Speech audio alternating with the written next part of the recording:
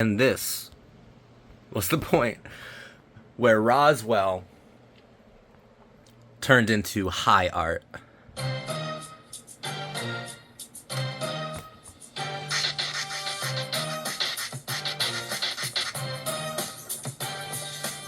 Well, baby girl, if you could take a chance, open up the door and maybe shake your own. We're gonna take you to the floor tonight. This is fucking amazing.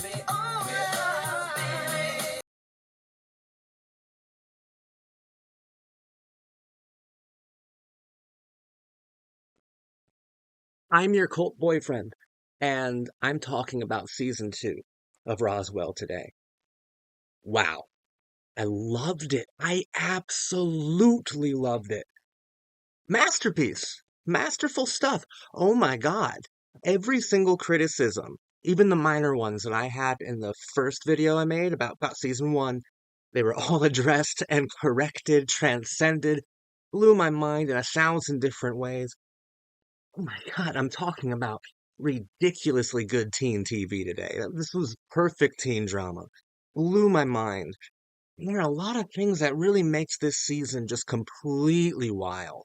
I think that the most interesting part behind the scenes, right, is that apart from fans being rabid and super devoted to the show and sending tons of Tabasco sauce to the WB headquarters or their offices, going, please put Roswell back on the air, because this is one of those shows like Veronica Mars, or like, I think, to be more prescient or more apt for where I'm going, a lot like Star Trek, how that was canceled, or are always on the verge of being canceled, but the fans were just so devoted to it that it kept getting Star Trek back on the air, at least for 3 seasons, just like Roswell, by the way. But yeah, there was fan campaigns to keep this show on the air, and Roswell seemed to be a show that was always on the chopping block. I think the ratings must have been nearly abysmal, considering that halfway through season 2, Maria starts appearing before the start of every episode, going, all right, so there's been some confusion, and great, I'm going to clear it all up for you. This is the planet where Max, Isabel, and Michael are from, like drawing on a chalkboard. I thought, like, that was just so impromptu. Obviously, a studio note, and she just kept popping up, like, okay, so I know you haven't seen an episode in a while, like, so self aware about it, but where I was originally going was fans are super devoted to the show, and you can kind of see that in the way that the show interacts with itself. I'm not just talking about self-referential cleverness. I'm not just talking about being self-aware. I think it interacts with fan theories while the show is actually manifesting itself. But the coolest thing about this season, I think what makes it so much better than the first, and to me, season 2 of Roswell rivals season 2 of Buffy the Vampire Slayer. And if you know anything about me, that's a huge compliment. Season 2 is one of the best seasons of Buffy. The best season of Buffy is season 3, but season 2 is like fucking great. And season 2 of Roswell rivals that. Different kind of vibe, and there's some slightly Whedon-esque stuff here, but the name is Ronald D. Moore. Ronald Moore joined Roswell in season 2. I like Ronald D. Moore quite a bit. Roswell hired actual Star Trek writers for the second season. I think that Ronald D. Moore even became a showrunner of Roswell. I'm not sure where Jason Katims, like, they must have been co-showrunners, right? Someone who knows a lot more about Roswell, tell me, because Jason Katims was still there as a head writer. I saw his name in the credits a lot. And while the show is kind of different from the first season in a lot of ways, it doesn't feel like a huge departure. So I think Jason Katims was still there with Ronald D. Moore. But it's fascinating seeing this titan, this legend of 90s Star Trek interacting with teen drama. And the show does become a bit more focused on science fiction, but I thought that they balanced out the teen drama perfectly, because that's why I think Jason Tatum still has to be there, because the teen drama was even better than it was in the first season. We go through a lot of wild, tender, sensitive, vengeful, sort of secretive storylines with our characters here that really challenge them in emotional and philosophical ways. Let's talk about Max and Liz. Like, every character got exponentially better, like so much better. Even the ones I loved to death got even better. And Max and Liz, oh my God, what a hold the phone, man. They're so good. They're so good this season. Of course, Max, as we covered in season one, he's a pure existentialist, trying to carve out his own destiny, trying to rebel against fate because he's supposed to be some sort of king. He's supposed to be a great leader, and he doesn't want that responsibility. But like I said, he's a postmodern brat because he is rejecting the narrative, the grand narrative, the cosmic narrative where Roswell is concerned. He's rejecting a cosmic, a galactic narrative, right? He's rejecting the narrative of the cosmos, and that's like the biggest, largest act of defiance that a postmodern brat has possibly ever done within a teen drama. And just like I said in season one, normally those kinds of revolts against destiny, those campaigns against fate, are ultimately hopeless. Um, but the point is you have to keep trying, but you will ultimately fail. Like that's the tragedy of postmodernism. Um, Failure. And Max sees himself become somewhat of a villain as this story progresses. He of course redeems himself near the end, but Tess has mind warped him and manipulated him to be so kind of cruel to Isabel and to Liz, both of them. He becomes an emotional tyrant. The nasty little hands of destiny had its hands around his throat. Max is still a postmodern hero. He's still a brat. He's still great. He's still wonderful.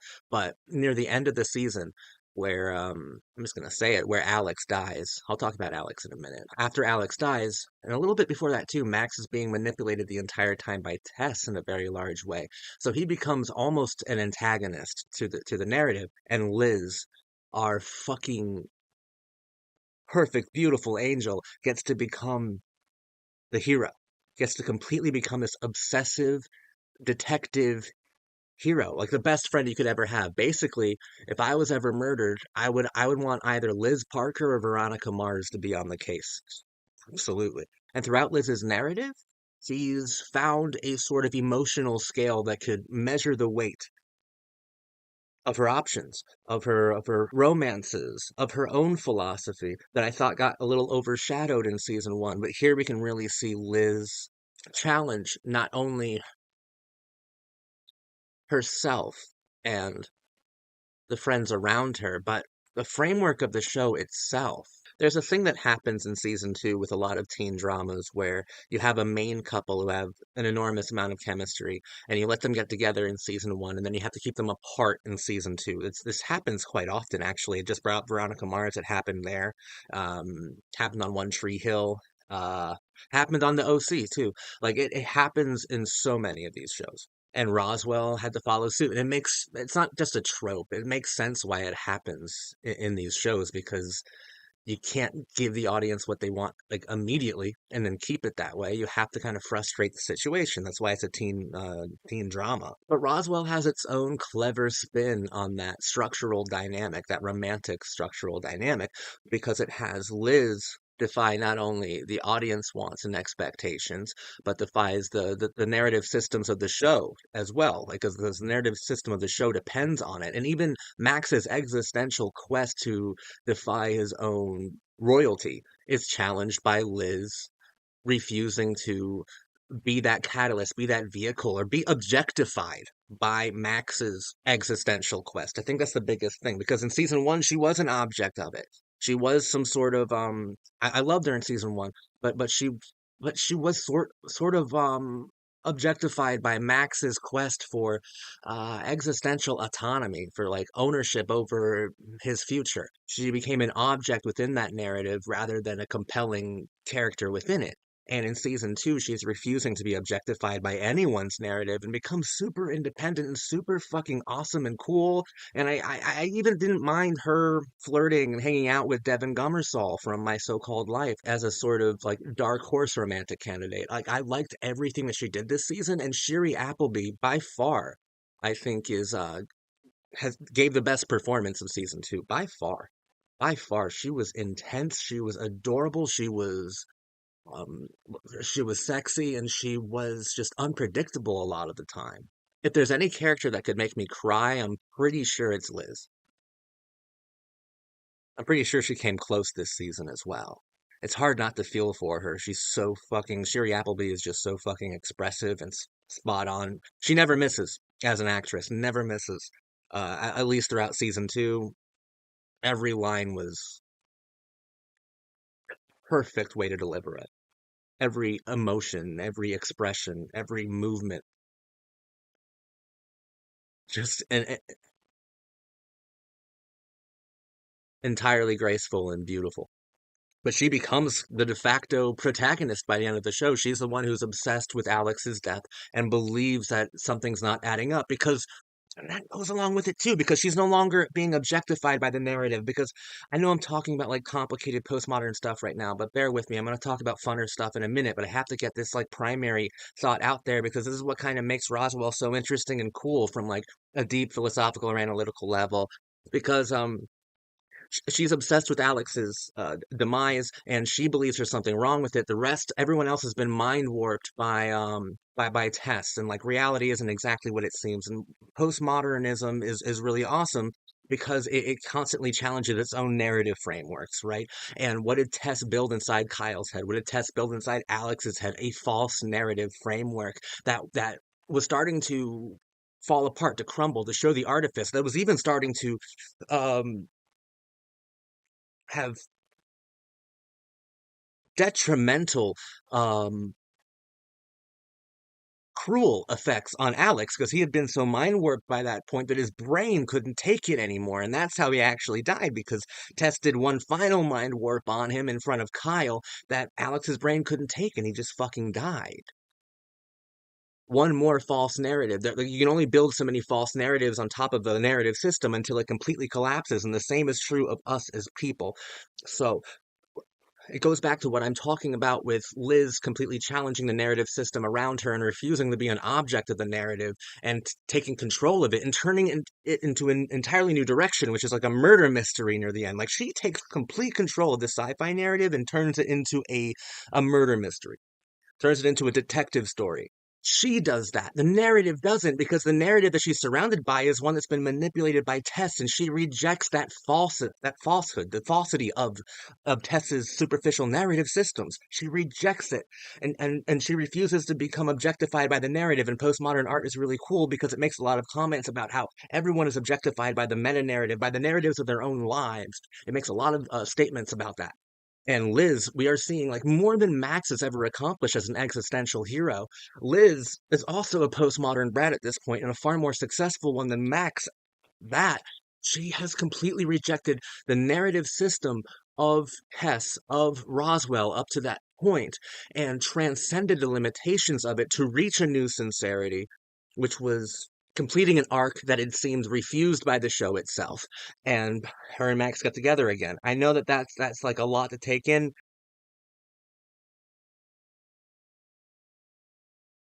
It's what I find to be one of the most interesting things about the show, so I did have to cover that. I hope it made sense to you. I think it's beautiful. I think it's beautifully done. With Liz and Max, we do the most complicated things on the show.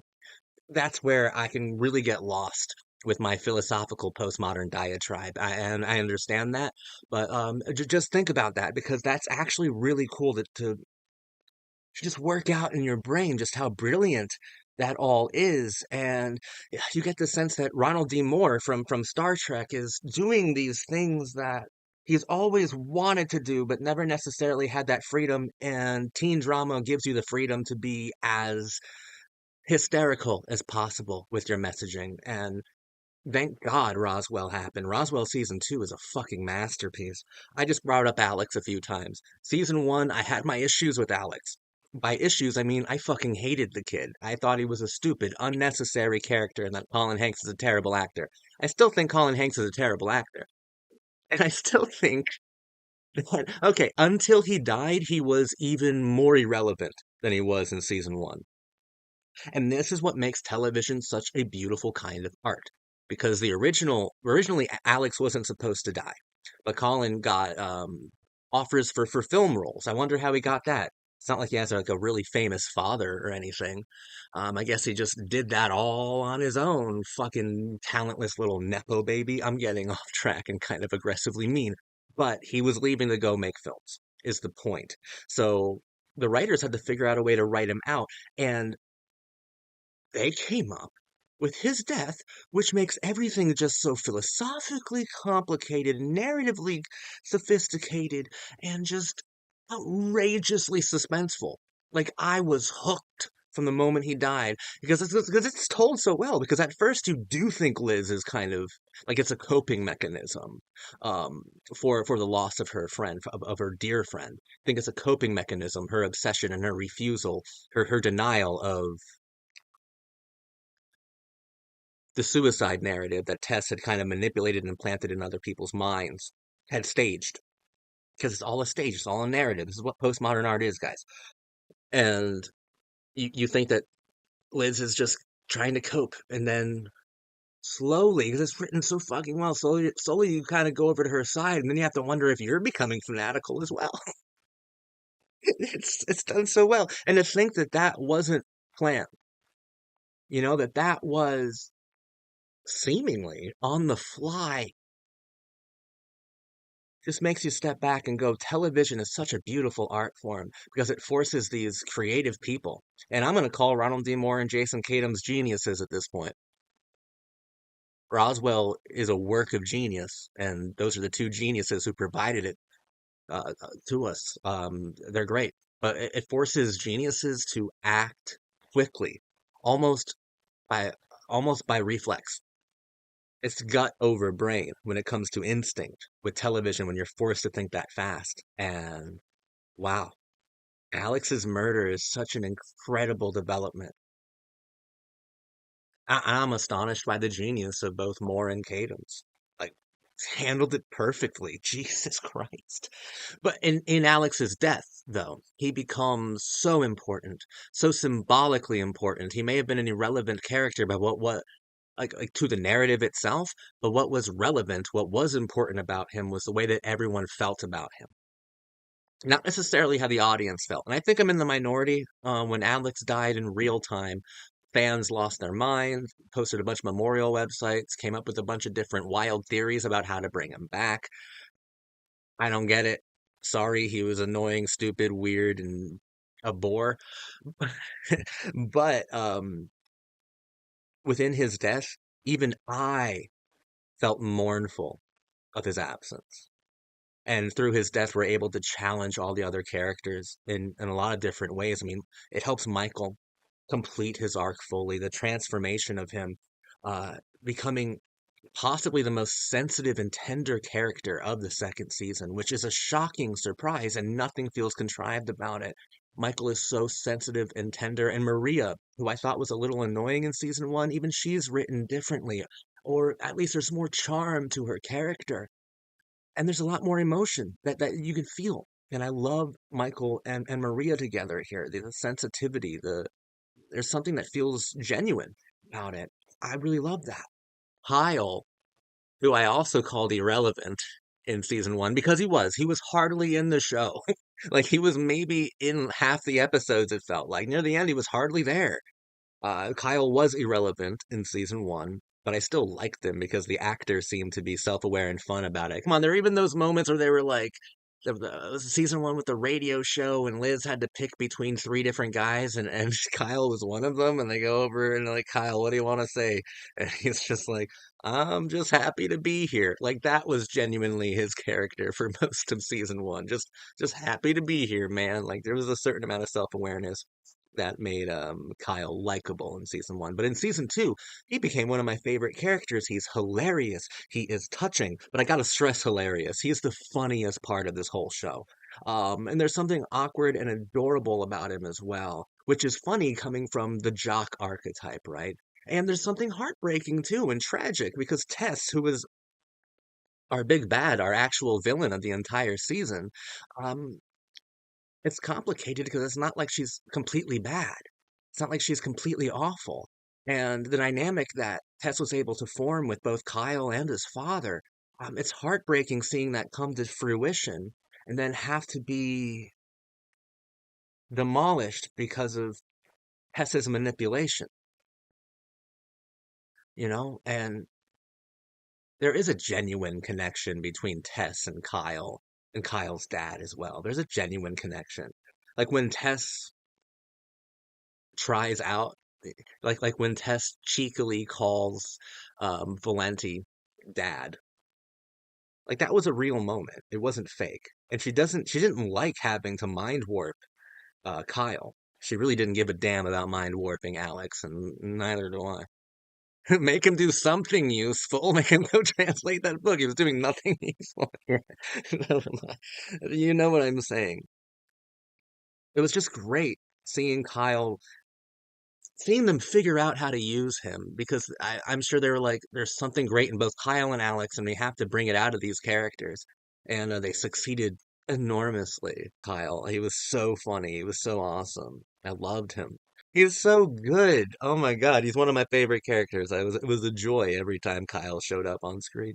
Isabel Evans, you are still my dream girl. I still love you. And yeah, we weaponized her ability when she was tracking down um someone who was kidnapping women and infecting them with alien parasites. Like we did weaponize that. And we did have a lot of fun with that ability as well. And Isabel, there is a lot more of a spotlight on her, and which is great because Katherine Heigl is a star. And I love like I said last time, camera loves her, television loves her, cinema loves her. She's incredible to watch.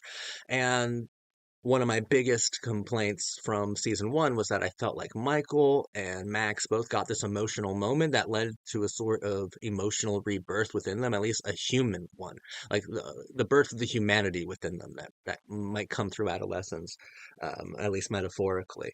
And Isabel didn't seem to have that in season one. By season three of the second season, with her surprise party, we get that emotional moment. She returned to the pod chamber, the only place where she had ever seen her mother, that holographic image of her mother, and she breaks down, she weeps, she cries by herself. And it was that emotional moment that I was waiting for, and it's the birth of the humanity within her too. And of course, it couldn't be shared, right? Because Michael's big emotional moment in season one was crying in Maria's arms. Max's big emotional moment, or big moment of birth as within the humanity within himself, came within the crash down in the very first scene, saving Liz's life and looking so lovingly into her eyes.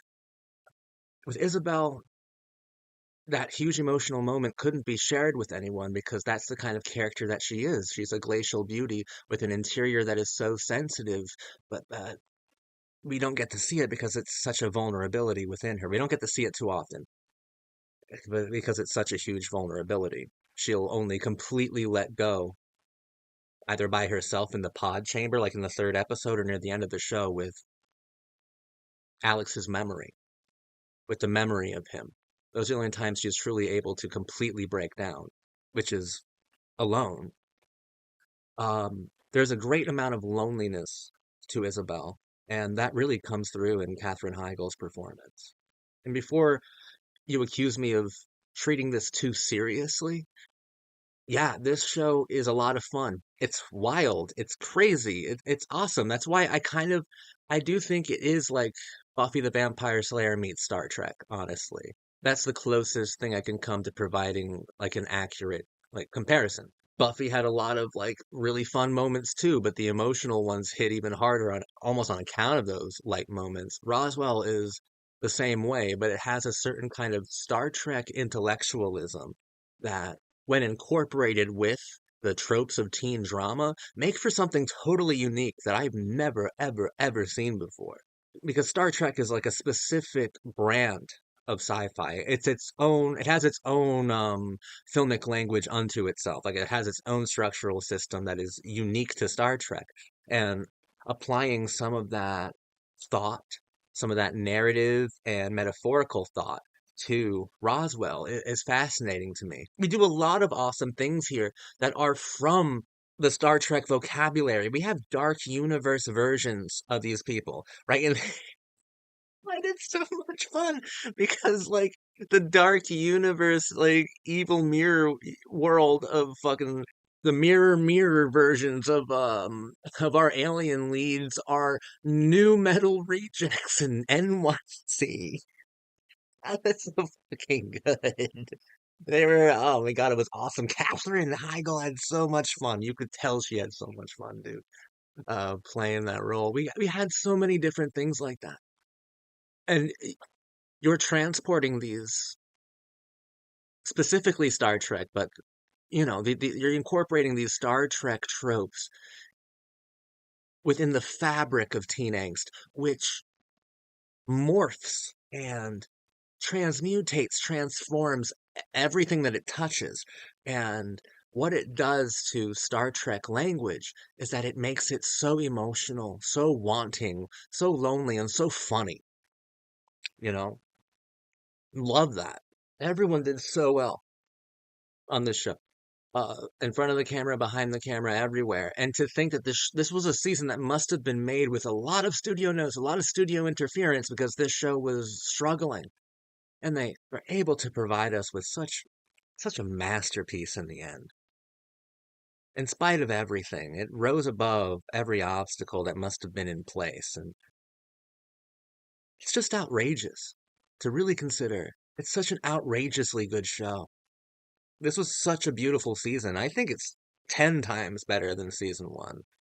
I was saying in the last video that I was hoping that I could call this show masterful eventually. Well, it's not only masterful, it's one of the all-time greats at this point. Season 2 was lovely. I've heard conflicting things about the third season, but I'm excited. I'm excited to give it a shot. You know, I got one masterpiece out of it, and that's more than you could ever expect from anything. Uh, Season 2 as a whole is beautiful, beautiful teen television, beautiful postmodern teen art. I love it for that. Two funny things I'm going to put at the very end of this video that no one probably cares about. Uh, I want to start a fan theory that 27 Dresses is secretly a sequel to Roswell. Oh, almost forgot. Bye. Thanks for everything, Brandy. No problem. Do I have to ask? That was Tracy and Glenn. They just got married, and I was their maid of honor. Who's that? That's Dave. Cake? Also, we get a fucking baby Logan Eccles showing up here. We get Jason Doring showing up in the episode where Alex dies. And he's like the Thai delivery guy, the Thai food delivery kid. And what happens to him? Liz Parker interrogates him. He was losing it, and you could totally see it in his eyes. I mean, he was on his way out of this life. Is that a fact? Oh.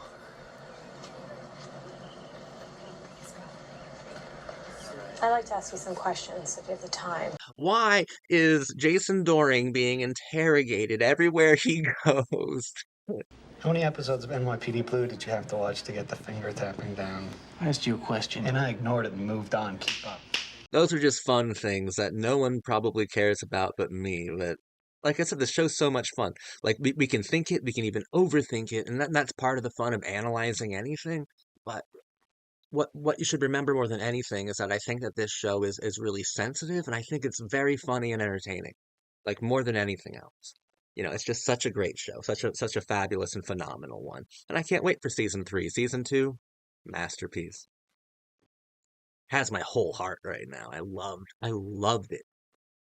I've never seen anything quite like it. There's all of the different parts that made it so great.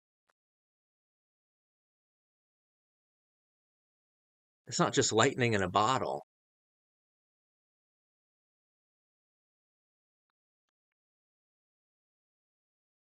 It's purely brilliant.